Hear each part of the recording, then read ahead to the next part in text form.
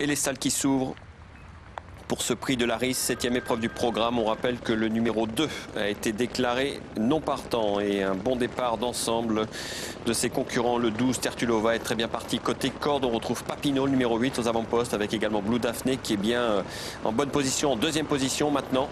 Et puis ensuite, c'est probablement, on a du mal à voir, hein. C'est le 5, New Yorkis, qui vient en 4e position maintenant. On retrouve côté corde, combat des 30, le 6, devant le 10, Parawell.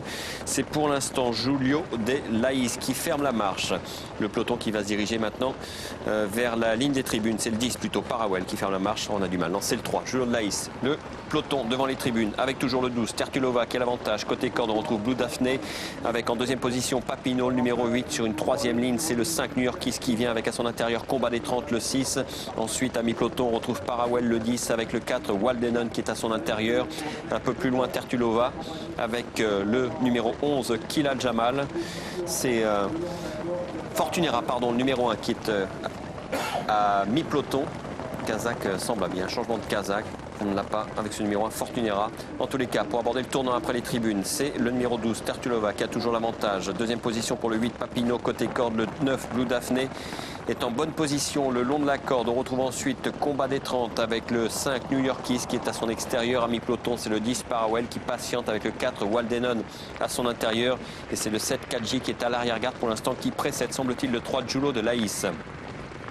Le train qui s'accélère bientôt au bout de la ligne d'en face, avec toujours le 12, Tertulova qui a l'avantage, le 8, Papineau qui va plutôt librement côté corde. On voit que Blue Daphné, le 9, a quelques ressources. Le 10, Parawell, commence à se rapprocher, tout comme d'autres concurrents dehors, à l'image des deux pensionnaires de Christophe Martinon qui font effort au même moment, qui font un effort au même moment. L'As Fortunera et le 3 Julo de Laïs qui sont tout en dehors. En 5e épaisseur maintenant, à mi-tournant final, toujours le 12, Tertulova qui a l'avantage, le 8, Papineau qui la déborde sensiblement avec le 10, Parawell qui est là, toujours l'As Fortunera et le 3, Julo de Laïs. Côté corde, on voit que le numéro 9, Blue Daphné, a des ressources mais ne peut pas sortir pour l'instant. L'entrée de la ligne d'arrivée maintenant avec toujours le 12, Tertulova qui a l'avantage.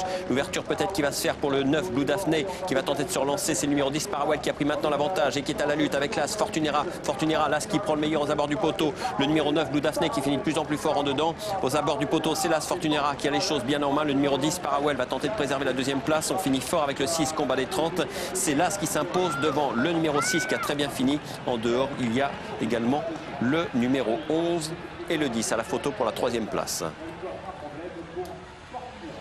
Merci Laurent pour cette 7e à réclamer pour les 3 ans le prix de l'Aris. L'As Fortunera qui s'impose, on était confiant en l'entourage. Deuxième place pour le numéro 6, combat de 30. On va écouter pour ce premier réclamé, c'est pas mal. Et puis à l'extérieur, peut-être le numéro 11. Écoutez, grosse surprise pour l'entraînement de Jürgen Albrecht.